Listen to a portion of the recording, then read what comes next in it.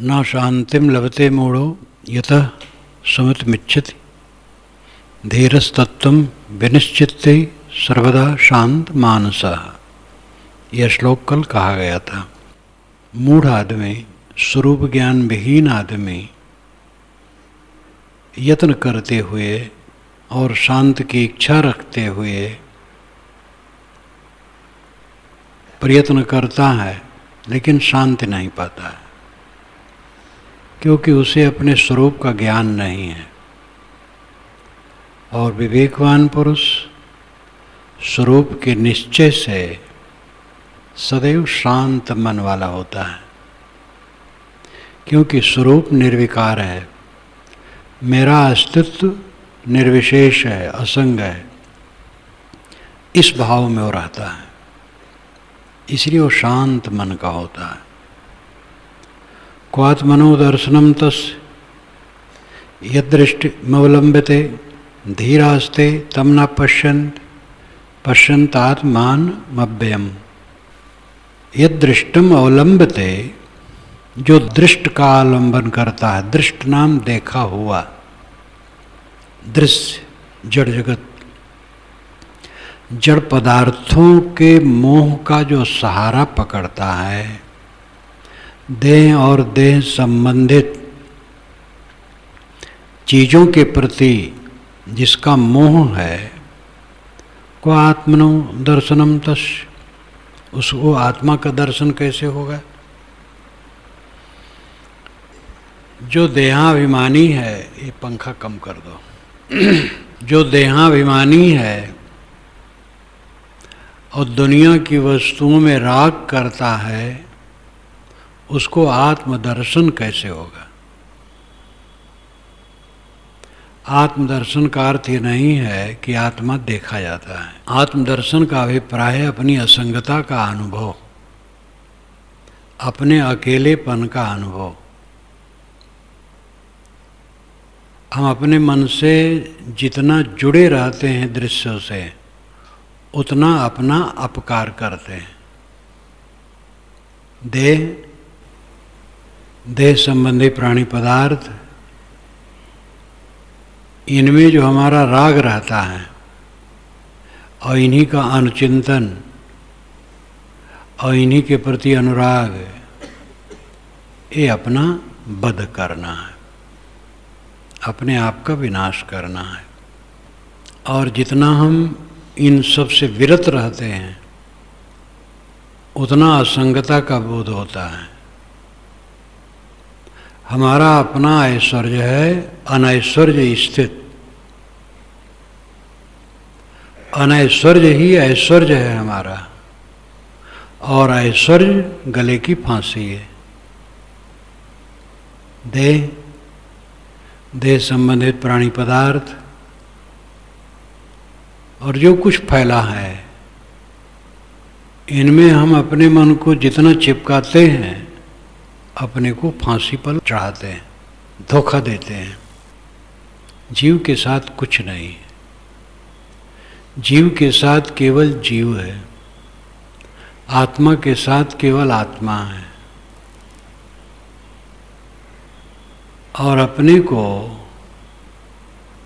सबसे झाड़ करके असंग हुए बिना आत्मदर्शन नहीं होगा। आत्मदर्शन का अभिप्राय है अपनी असंगता का अनुभव।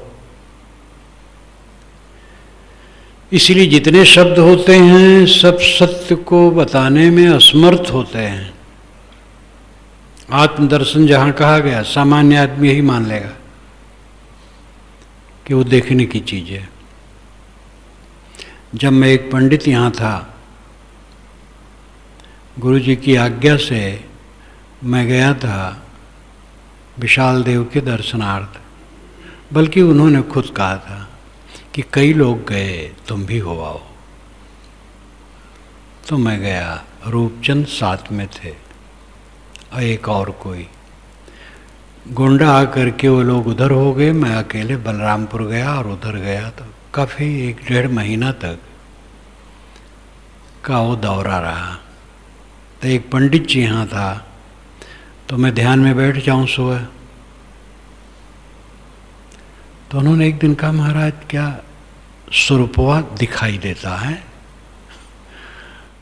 और रामायणी थे, रामायण में भी आता है निज स्वरूप, कर्म के हो स्वरूप में चिन्ह है। मैंने कहा वो दिखने की चीज है, तो मैं ही हूँ। चित्त शांत करके स्थिर हुआ जाता है बस। अब पुस्तक में लिखा है आत्मदर्शन, तो स्थूल अर्थ लोग मान लेते हैं। आत्मदर्शन का अभिप्राय है सारे दर्शनों का खात्मा, सब भूल जाओ, असंग, शांत, निरांत, विकल्प विहीन आत्मदर्शन है। सभी दर्शन का खात्मा आत्मदर्शन है। असंग का बोध आत्मदर्शन है। कैवल्य भाव आत्मदर्शन है। निराधार स्थित आत्मदर्शन है। कुछ न सोचना आत्मदर्शन है। क्व आत्मनो दर्शन तस्य, क्व आत्मना दर्शनम तस्य यद दृष्टिम अवलंबते। जो दृष्ट का आधार लेता, दृष्ट नाम देखा हुआ जगत प्रपंच, जगत प्रपंच में जो राग करेगा, चिपकेगा, अपना तादात्म्य करेगा, ये मेरा है, ये मैं हूँ, वो आत्मदर्शन नहीं कर सकता है। कुछ मेरा नहीं है, कोई मेरा नहीं है। जो कुछ सोचता हूँ सब झूठ है, और मन सब से हट करके शांत, ये आत्मदर्शन है। धीरास्ते तम न पश्यन्ति, धीरा ते तम न पश्यत। जो धीरवान है, विवेकवान है, स्वरूपस्थ है, वो दृश्य को नहीं देखता है। वो ये नहीं देखता है शरीर है तो ऐसे रहेगा और मेरा है। शरीर तो एक पानी का बुलबुला है, फूट जाने वाला है, अनात्म, अनित्य, दुखपूर्ण, और इसका जहाँ तक संबंध है सब झूठा है। आजकल में कुछ भी नहीं रहेगा। धीरास्ते तम न पश्यन्ति आत्मानम अव्ययम। वो अव्यय आत्मा को देखता है। फिर वही देखने की बात है, आंख से देखने की बात नहीं। ये समझता है मैं अव्यय आत्मा हूँ। अव्यय जो व्यय न हो, जो खर्च न हो, जो स्थिर रहे, अखंड रहे। दुनियावी वस्तुओं में राग करने वाला अपनी स्थिति नहीं पा सकता। अपनी स्थिति वह पाता है जो दुनियावी वस्तुओं से उदास होकर के अपने आप में शांत है। क्वा निरोधो विमूढ़स्य यो निर्बंधे करोति वै स्वारामस्यैव धीरस्य सर्वदा असाव कृत्रिमः। क्वा निरोधो विमूढ़स्य यो निर्बंधे करोति वै स्वारामस्यैव धीरस्य सर्वदा असाव कृत्रिमः। यो निर्बंधे करोति वै, जो अपने को निर्बंध करता है। निर्बंध का मतलब आग्रह, ग्रसित। निर्बंध का शाब्दिक और असली अर्थ है आग्रह, पकड़, और निर्बंध का दूसरा अर्थ है बंधन रहित। लेकिन संस्कृत भाषा के अनुसार खास अर्थ निर्बंध का होता है आग्रह, पकड़।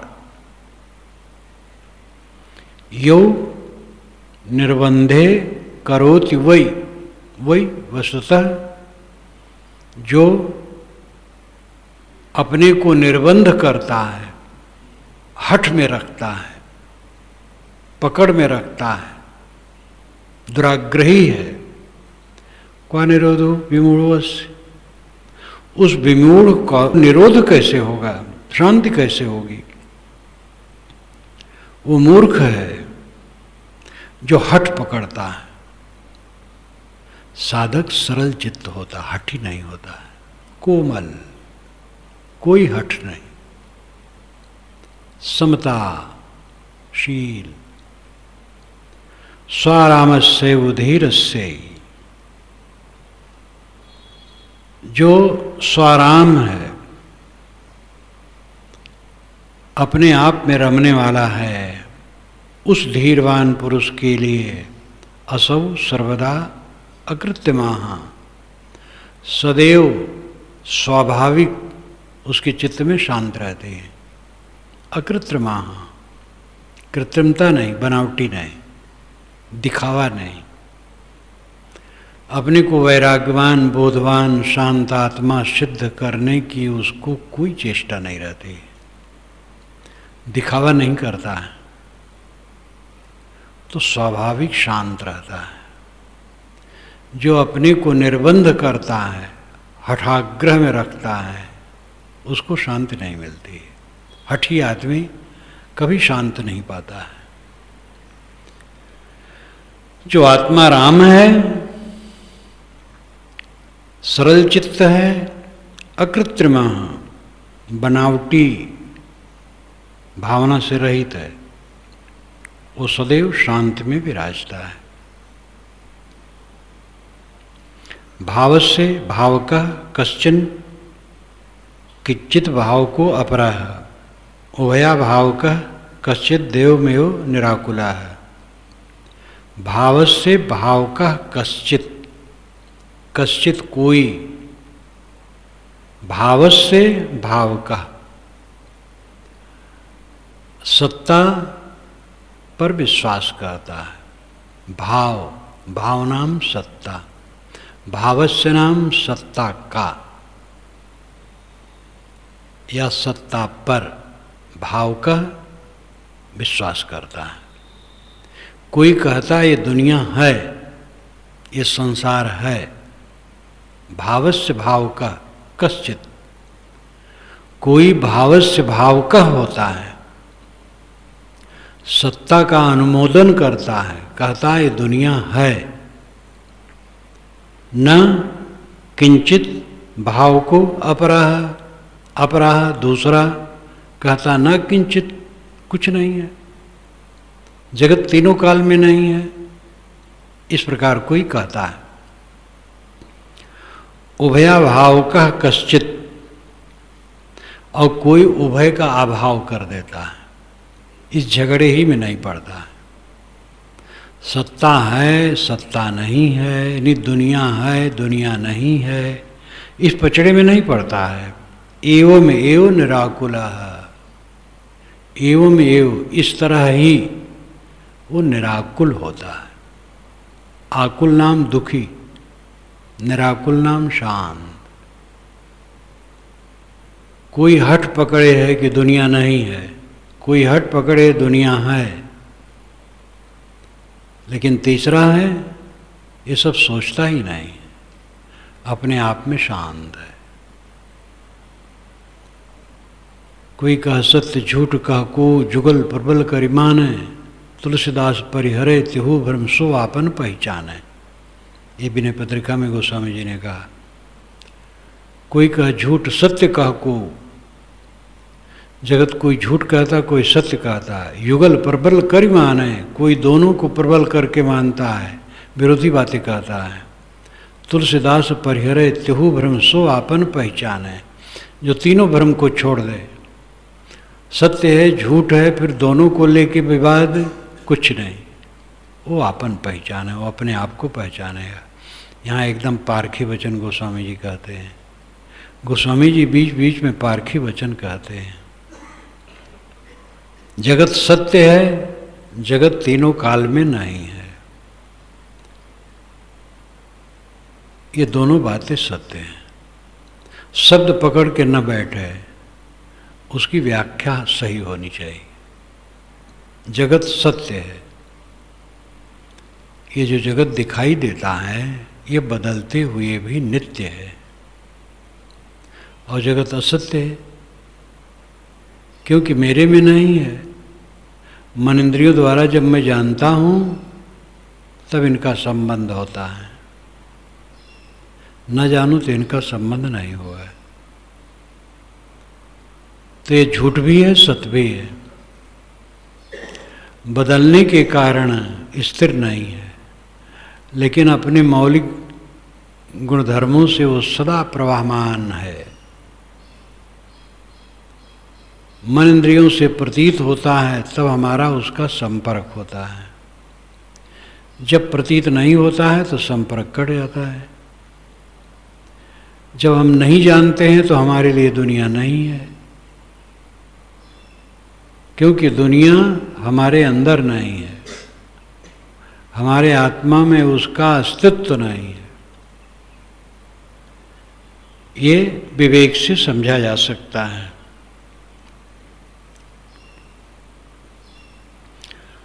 शुद्ध मद्वै मात्मानं भावयन्ति कुबुद्धया न तो जानन्ति सम्मोहाद्यावज्जीव मनर्विताः। शुद्ध मद्वैम आत्मानं, शुद्धम अद्वयम आत्मानं भावयन्ति कुबुद्धया। कुबुद्धि आदमी भी ऐसे होते हैं जो कहते हैं मैं शुद्ध हूँ, अद्वैत आत्मा हूँ, अद्वैत आत्मा हूँ, मैं शुद्ध बुद्ध हूँ। ऐसे कहने वाले ऐसे भी होते जो कुबुद्ध हैं, बुद्ध विवेक नहीं है, बस रटे हैं। न उनमें आचरण है, न रहनी है, न विवेक है, न कोई साधना है। सुन लिए हैं तो रटे हैं, मैं अद्वैत आत्मा हूँ, शुद्ध बुद्ध अद्वैत आत्मा हूँ, अहम ब्रह्मास्मि अहम ब्रह्मास्मि बका करते हैं।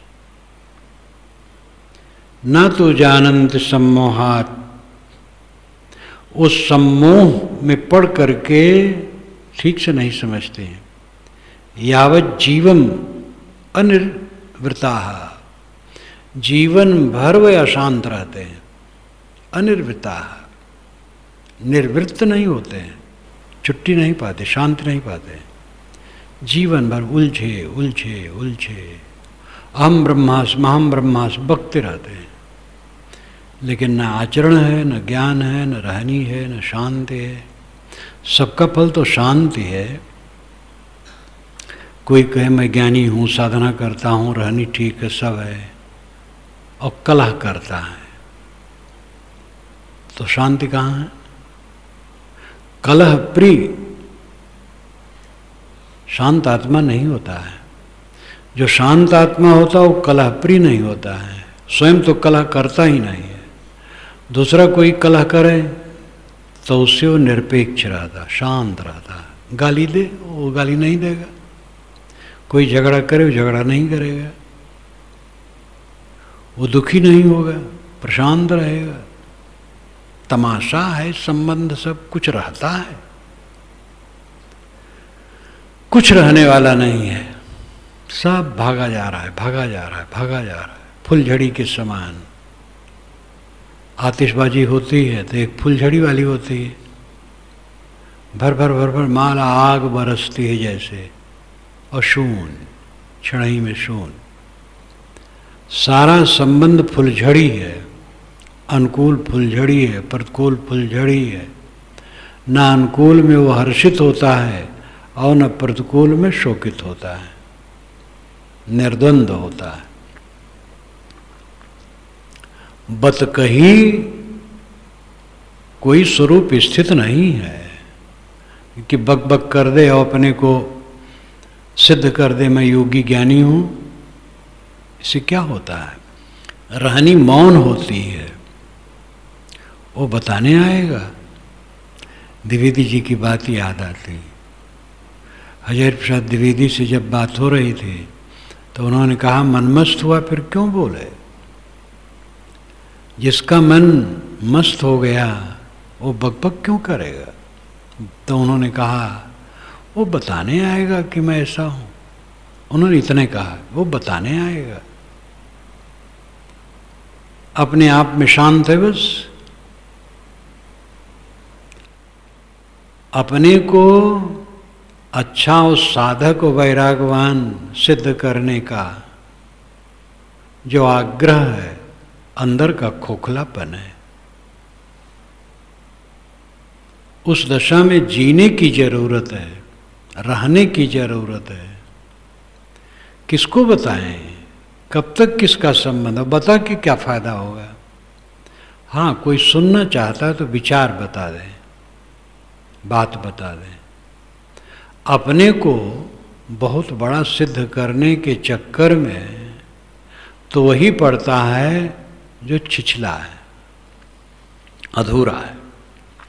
मुमुक्षोर बुद्धिरालंब मंत्रेण न विद्यते निरालंबैव निष्कामा बुद्धिर्मुक्तस्य सर्वदा। मुमुक्षोर बुद्धिरालंब मंत्रेण न विद्यते, मुमुक्षो बुद्धि आलंबम अंतरेण न विद्यते। मोक्ष की इच्छा करने वाला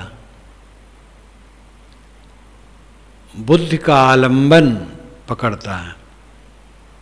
जो साधक है वो किसी आलंबन में अपनी बुद्धि को ठहराता है। अब आलंबन हटने पर अंतरेण न विद्यते, बुद्धि स्थिर नहीं रहती। मोक्ष इच्छुक साधक साधना करता है तो एक आलंबन पकड़ता है, ज्योति, नाद, बिंदु, कोई भी चीज का, उसमें थोड़ा रुकता है। और जब आलंबन छूट गया तब फिर भटकने लगता है। मुमुक्षु बुद्धि आलंबनम अंतरेण न विद्यते, अंतर होते ही वो ठहरेगा नहीं। किसी आधार में मन को ठहराया, वो आधार हट गया तो फिर भटकेगा। निरालंबैव निष्कामा बुद्धिर्मुक्तस्य सर्वदा। लेकिन जो निष्काम हो गया, पूर्ण जीवन मुक्त, निरालंबैव, निरालंब एव, निरालंब में ही बुद्धि मुक्तस्य सर्वदा, सर्वदा मुक्त बुद्धि का होता है। उसकी बुद्धि ही सदैव मुक्त होती है, कृतार्थात्मा। दोनों बातें सच है। मोक्ष का इच्छुक है तो किसी आलंबन में मन को ठहराता है, आलंबन खिसक गया तो मन फिर भटकता है, तो दोषी नहीं है। जीवन मुक्त से उसकी तुलना की कोई बातें नहीं है। लेकिन ऋषि तो यहाँ बताते हैं भेद को कि सामान्य साधक आलंबन में मन ठहराता है, और आलंबन खिसका फिर उसका मन भटका। लेकिन जब पूर्णता हो जाती है, निष्काम दशा आ जाती, सब तरफ से निष्काम, तब उसकी बुद्धि आलंबन की आवश्यकता नहीं है, ठहराने की जरूरत नहीं। हर समय अपने आप ठहरी हुई बुद्धि, भटकती ही नहीं। कहाँ जाए, सब कूड़ा कचरा संसार, चारों तरफ गंदगी के अलावा क्या है।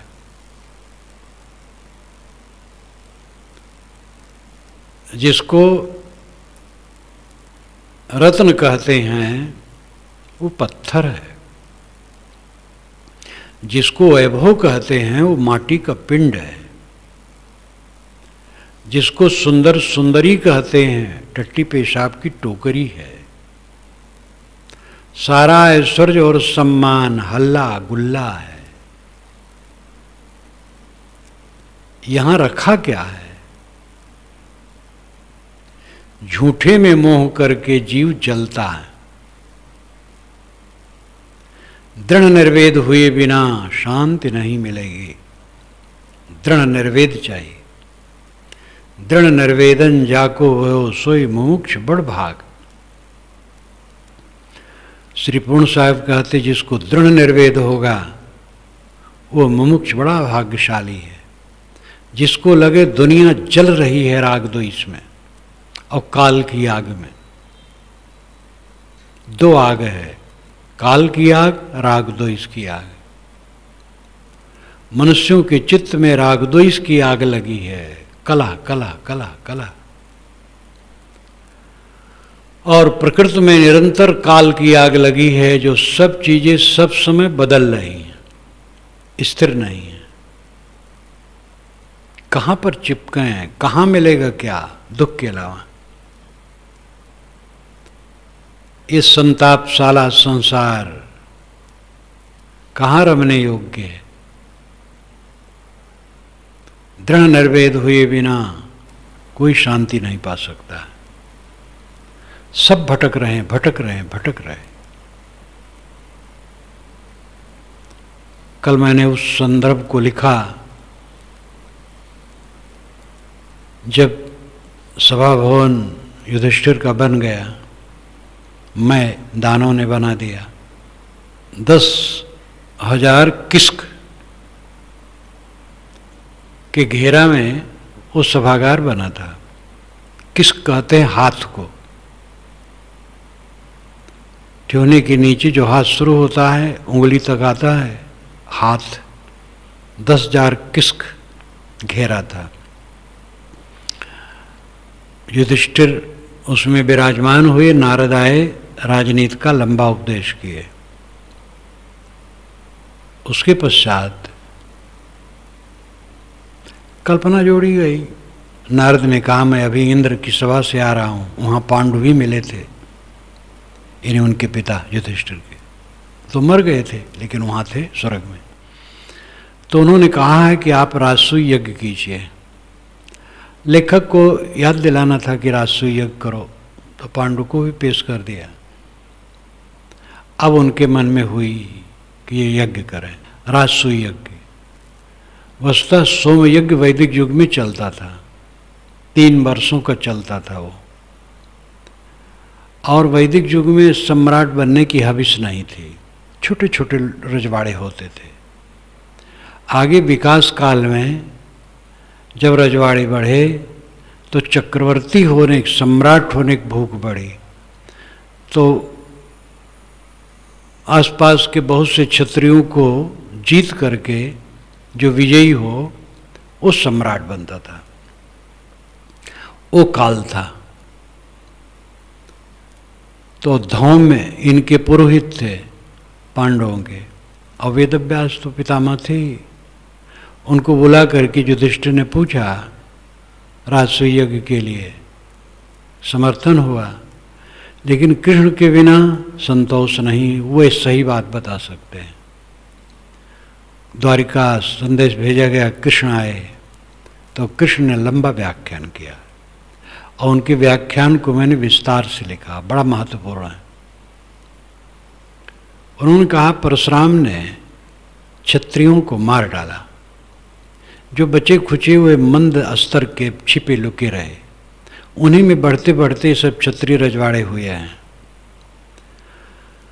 और फिर ये हविस हुई कि सम्राट बने, तो जो सबको जीत ले वो सम्राट बन जाता था। वही बात है। तो युधिष्ठिर, आप तो योग्य हैं, सम्राट बनने योग्य हैं, होना चाहिए, लेकिन जरासंध के रहते हुए आप सम्राट नहीं बन सकते। जरासंध का बैर हमसे भी। कंस दुराचारी था, जरासंध ने अपनी लड़कियों को उससे ब्याह दिया और कहा तुम राजा बनो। उसने अपने पिता को जेल में डाल करके राजा बन गया। उन्हीं के बूढ़े लोग हमसे कहे कि बहुत तकलीफ है, तो बलराम की सहायता से मैंने कंस को मार डाला। 2 पत्नियां थी अस्तप्रात, और जरासंध की लड़कियां थी।